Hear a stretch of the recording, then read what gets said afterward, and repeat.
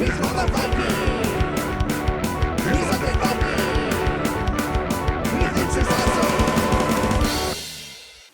everyone, this is me, the Undead Viking, and this is Debtzilla.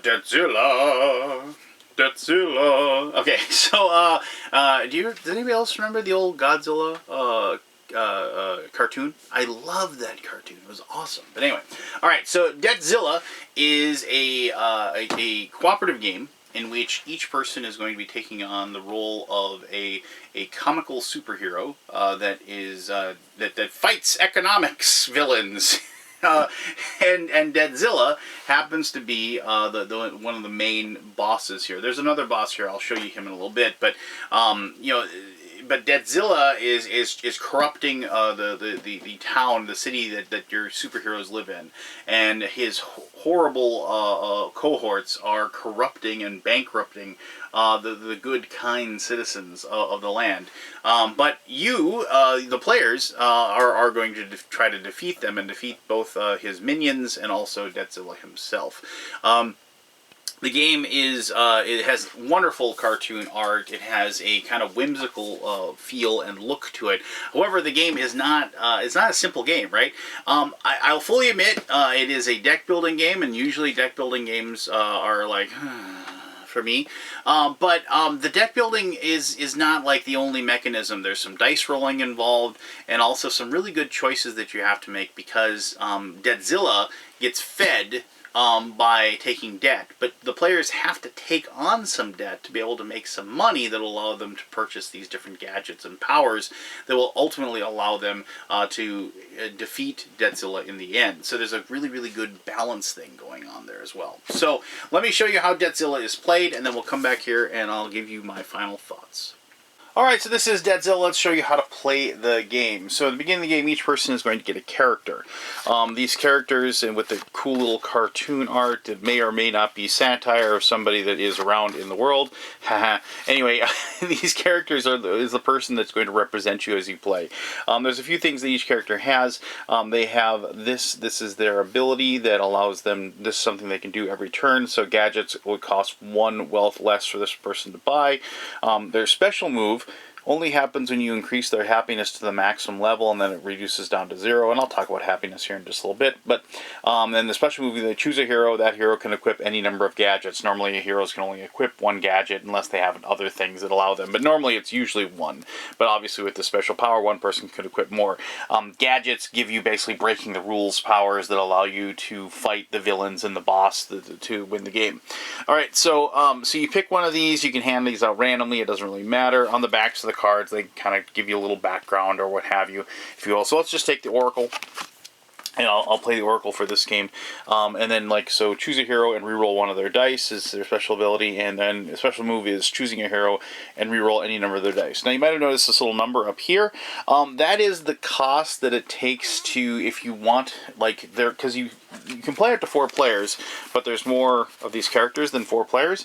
If you have the money, you can spend that to summon the hero that isn't being used to help in the fight for that one fight. So that's what that little number over there is. But anyway, so each person will be given 10 cards that will comprise starting of the deck. Later on, you're going to be adding cards to this during what's called the working phase of the game. But these cards are like luxuries, which increase your happiness when you draw them, savings, which increase your wealth when you draw them, and then you start with some of these credit card loan cards. Now, the credit card loan cards, when you acquire them, if you take them, you get +3 wealth, but they don't give you anything after that. If you draw them into your hand, they do nothing, and they actually just gum up your hand. So if you have 5 cards, say these 5, 1, 2, 3, 4, 5, these 5 cards right here, you would have 2 cards that would do nothing for you that turn. So that's kind of and if you play deck builders, you know that there's trash that gets in your hand that you have to get rid of. So the game works pretty simple. And let me talk about the board here before I go directly into the mechanism. So this is the area, this is where you're going to be using the working phase of the card, where you're allowed to either take a card or repay a debt. And one of the ways you can get rid of these credit cards debt is if you actually you can choose to repay it for a cost of 3 coins. And then if you do that, then you can just get this and you can discard it out of your hand. But anyway, so You get to pick one of these cards and add it to your hand. Over here are these gadgets, and I'll talk about those in a little bit, but each of these has a price in the top left of their card that tells you how much it costs to purchase that. And after you do that, then you're going to go over here and you're going to be fighting these three villains, which are attacking these poor citizens and trying to steal their wealth. And then eventually, if you are lucky enough to defeat all of the villains, because there's a villain deck, before you run out of citizens that you're defending, then you will fight the monster, the boss monster, which in this case is Debtzilla, and which you have to, take care of and defeat. So, all right, so I kind of went ahead like a little overview there, but just let me go through the steps. So here, let me shuffle this up a little bit, and so we're going to draw 5 cards. So 1, 2, 3, 4, 5. And like the rest of them you don't use. If you've played deck builders, then you're going to be familiar with you're going to take 5 cards, and then you're going to play those 5, put those in your discard, and then you draw 5. If you ever can't draw 5 cards, then you reshuffle the entire discard pile back into the deck, and then so you're able to draw those 5.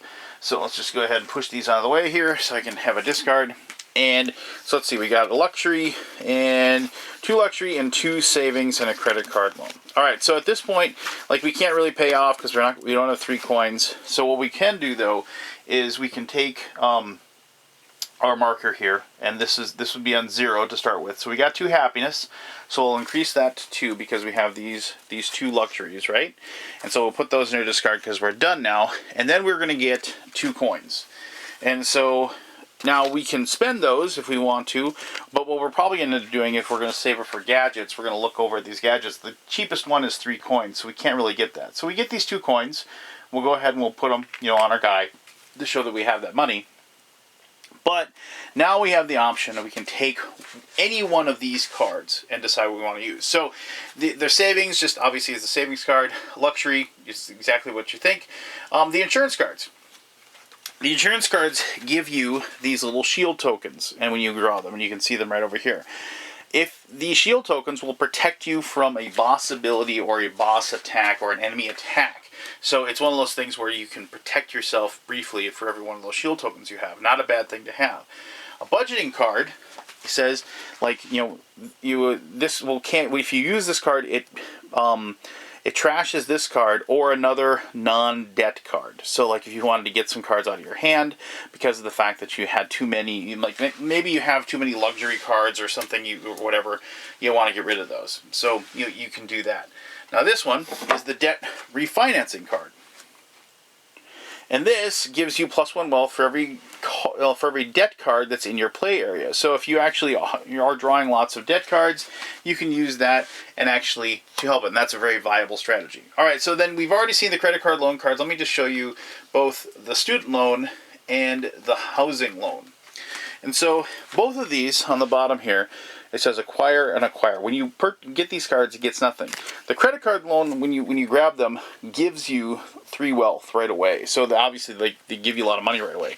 But the student loan and the housing loan don't do that. What they do is when you draw this one, it's in your hand, it gives you +2 wealth. And when you draw this one, it gives you an extra die that you can use in the combat phase of the game. But both of these have a repay of 4 and a repay of 5. And then when you repay these, what happens is that they actually go on like as part of your board, and they are permanent bonuses that you'll have every single turn during the income phase. You'll always be able to get the 2 income from a student loan if you repay it, and you'll always be able to get the extra die if you repay it. Otherwise, you have to have it in your hand when you draw it.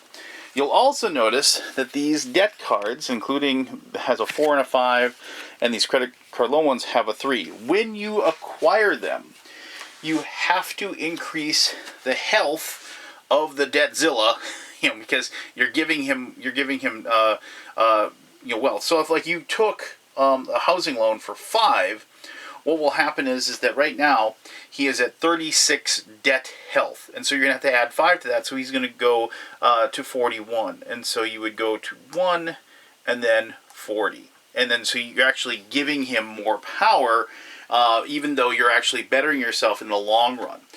if you do repay these, however, so later on if you repaid, your housing loan and added it to your board, you do get to reduce that by the same amount. So if you repay it like the 5, you'd go back to 36. So that's always a good idea. Like you're not starting to fight Debtzilla yet because you haven't dealt with the other villains over here, but as you can directly affect the power of the boss monster before you actually run into him, which I kind of like. I kind of like how you can weaken them before you actually start the battle. Alright, so after that's done, you can spend your money on gadgets if you have any. And gadgets are just different things that allow you to do different abilities. And a lot of them have to do with adjusting the die rolls that you make. So like if you have this cash shield, you can reduce one of your die rolls by -3. This debt consolidator has a +1 to one of your die rolls.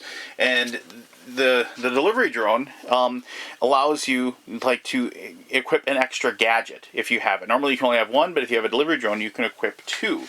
And having a lot of things that allow you to adjust what you roll on your dice is obviously a very good thing. Now, when you purchase something, let's say we purchased, this debt consolidator, you get to replace that card with either a basic gadget or an advanced gadget. These are all basic gadgets to start with. As you can probably guess, basic gadgets cost less but have weaker powers, whereas advanced gadgets cost more but have better abilities. So like here, Twitty is an advanced gadget, and it adds +2 to either person, like the other players that are around you. So like, and also it's a gadget because it goes, when you acquire it, you put it right in your board. You always have that every single time. So that's obviously very powerful. Otherwise, these gadgets, the other gadgets that don't have that symbol on it, you actually have to equip those. But these are automatically equipped because you always have access to them. So like some of these, like the Banana Mech Mark 7, once again, it goes right away and it gives you an extra die when you go to fight. Here is Debtzilla. Debtzilla allows you to reduce the die roll by 2. So, and it affects more than one person. And then here I'll show you this one as well, the $1 Million Round Table. And so it allows you to like actually flip a die to the other side if you have it. So if we just draw one, and then you can see that actually costs more. It costs 5, whereas the rest of these cost 3 or 4. So you can replace those with whatever you want. And so as the game progresses, you're kind of making this side. Okay, is everybody making enough money now that we can actually try to get some of these advanced gadgets going? Then that's the route you go. So after you do that, what you're going to do is you're going to go up here to fight these different villains. And this is where you discuss and decide who's going to attack who, and then the players will place their token on the person that they want to fight. So like maybe these two are going to go here, and then this person's going to attack the loan shark, and this person's going to attack the bears of Wall Street. At that point, then everybody will roll their dice and attempt to get the numbers that are listed. So there's a 1 and a 3, a 4, 5, 6, and a 2 and a 5. Normally each person gets 2 dice unless there is an effect that is actually causing things to change. If that is the case, then you'll either get more dice or less dice. A lot of times there will be things that Debtzilla is doing that will actually reduce the amount of dice that you have due to some of the events that happen. And I'll talk about those also in a little bit. But it's just pretty simple. Like say blue needs a 1 and a 3 to defeat. And so like we're going to roll. I got a 3, but I did not get the 1. So what I would do is I would take that 3 and I would cover that up. Now I have the option of leaving it there or taking it back. If I leave it there, that means that I'm going to have 1 less die available to me the next time. So for every, normally you get 2 dice, and so if you get bonuses, let's say you got a bonus of 3, like 1 die next turn. So you're getting 3 dice, but there's already 1 out there, so you'd only get to roll 2. And so that would be that. And then so let's see if we can get lucky here and get a 4, 5, and 6 with white and red rolling. I got a 4 and a 5. Let's cheat. Let's just say we did it, right? So let's say we got 4, 5, and 6. So we would put those on there to show. Or like maybe somebody had a gadget, like had +1 and we had like a 5 and we turned that into a 6. And you can apply multiple gadgets. If you had 2 +1s, you could apply those 2 +1s to a 4 and increase it up to a 6, right? You could do that. So that would show that you've defeated, the League of Zombie Banks. And so then you take that one and you get rid of it, and you that one would be gone. And so now you have the loan shark. Let's see if green can get lucky with their 2 dice. Looking for a 2 and a 5. No, I didn't get either. So like everybody like gets mad at green for not pulling it off. Didn't do any good, and they're done. So when that happens, what you're going to do, that should be there, I apologize. You're going to have to actually do the damage that they do. So loan sharks do 5 damage, bears of Wall Street do 4. And you reduce the wealth of the person. So 1, 2, 3, 4, like so. And then you reduce this one by 5. So 1, 2, 3, 4, 5. Now, the bad thing is that obviously if we don't take out loan shark next turn, the middle class citizen is going to be killed. They're going to go bankrupt technically.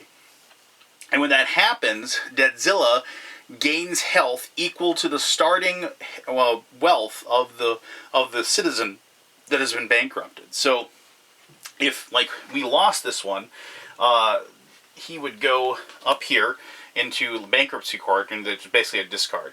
And we would then have to increase Debtzilla's health by 7. So he's at 36. So he would go to 43, like so.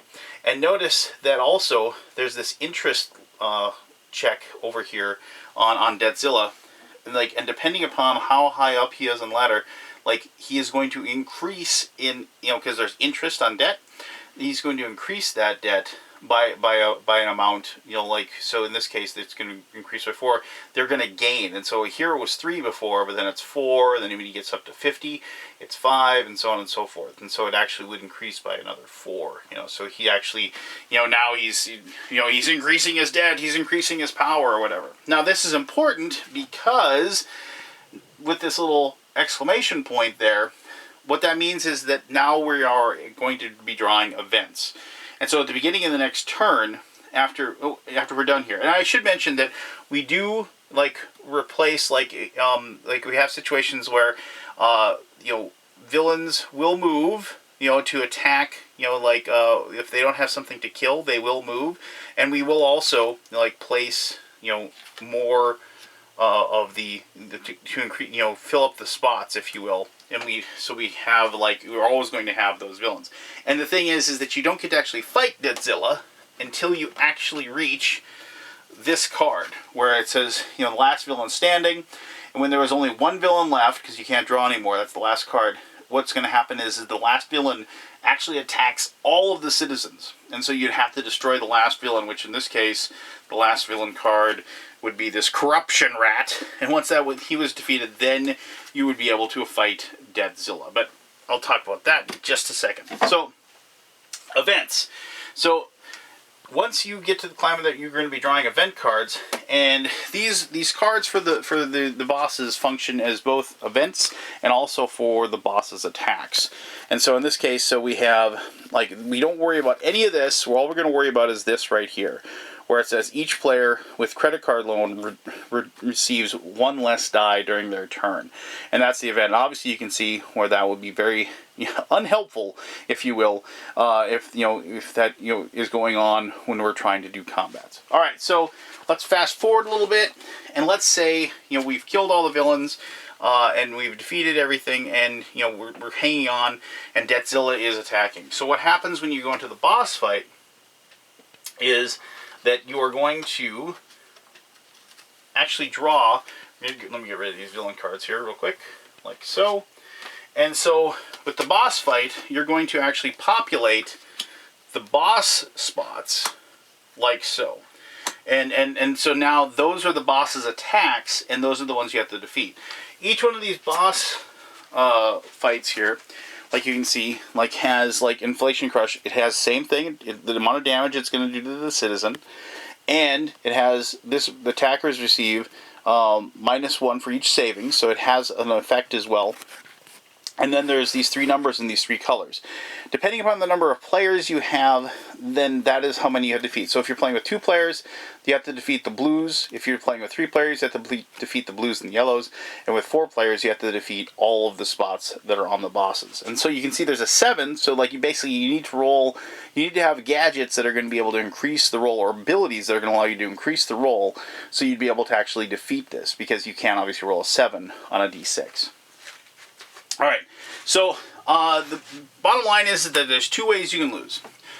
You lose if all the citizens go bankrupt, in which case Debtzilla wins, or if Debtzilla reaches 99 health, in which case then the entire city is corrupted and bankrupted, and there's like nothing left.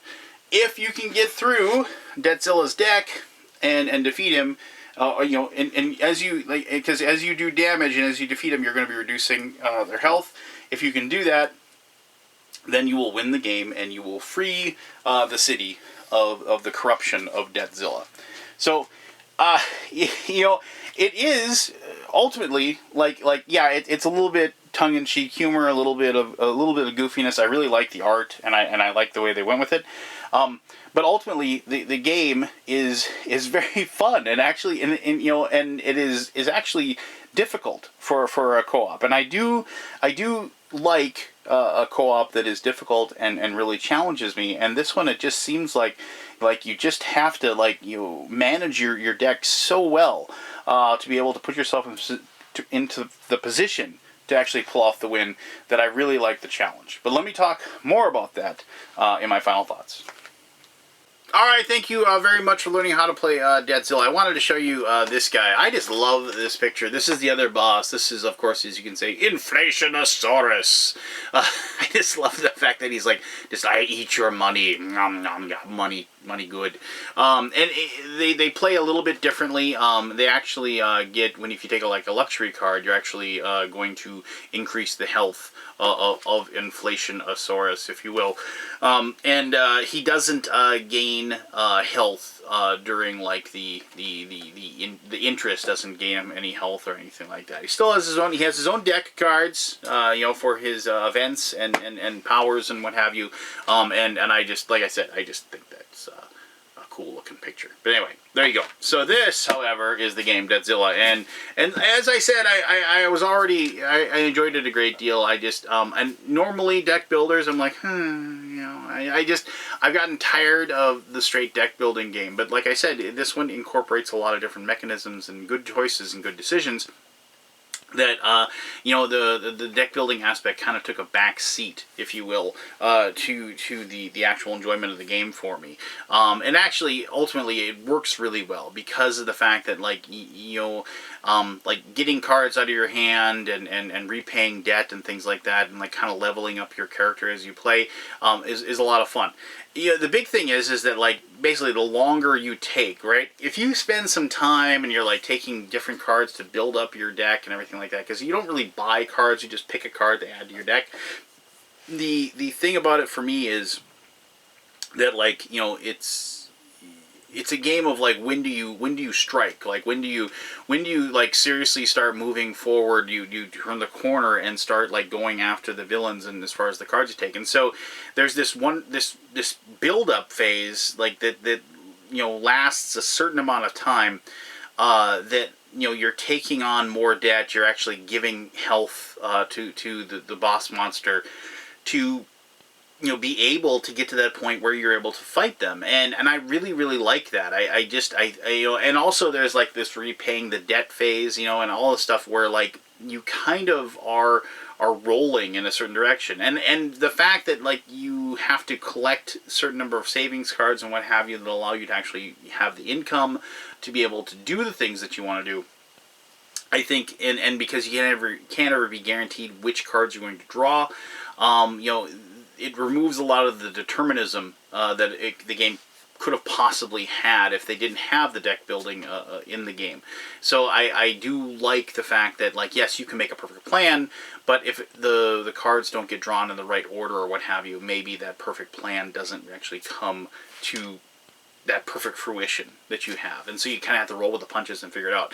Plus the fact that the deck building part of it has nothing directly to do with the dice that you're rolling. Yes, you use the deck building to get money that allows you to buy gadgets that then allow you to change up what you're rolling as far as the dice go.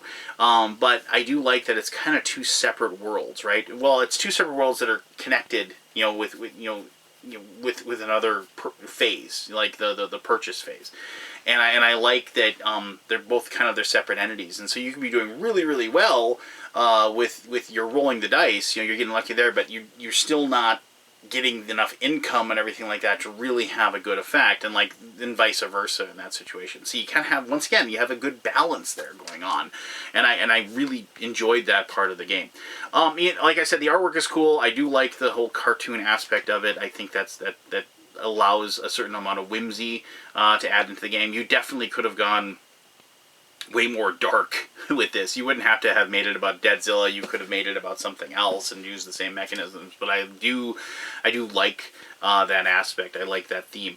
Now, as with any co-op game, I have my rules. Did it beat me the first time I played? Yes, I got crushed. I played this game at Gen Con for the first time ever with the designers of the game, and yeah, and they were the designers of the game, right? And they knew exactly what they should do, but we still got crushed. I mean, I think it was because I was the weak link, but regardless, we lost to Debtzilla. It doesn't allow people to become the general.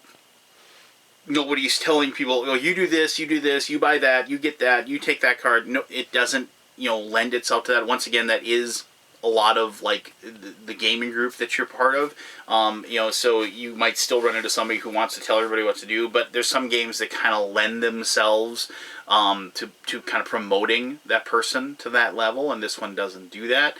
So I like that. And then also, I'm still, after several plays, I'm not winning that often. I'm winning about 1/4 to 1/3 of the number of plays that I play, and so it's maintaining its difficulty. Even though I've become accustomed to the game, and I've been kind of accustomed to the cards and what I should do, it's still challenging me. It's still putting those tough decisions forward, and I'm not having great success. Nothing makes a cooperative game worse than when you're just winning all the time. I want to lose. I want it to kick me in the teeth, and I want it to keep me down. So it fits the criteria that I want for a cooperative game. It adds in really, really cool art, adds some amazing fun decisions to make, and it's just, like I said, it's just flat out fun. So there you go. That is Debtzilla. If you have any questions about it, go ahead and ask away. I'll be happy to answer those as best as I can. Thank you very much for taking the time to watch the video, and until next time, I'm the Undead Viking, telling you to have yourself one heck of an awesome day. All right, bye-bye.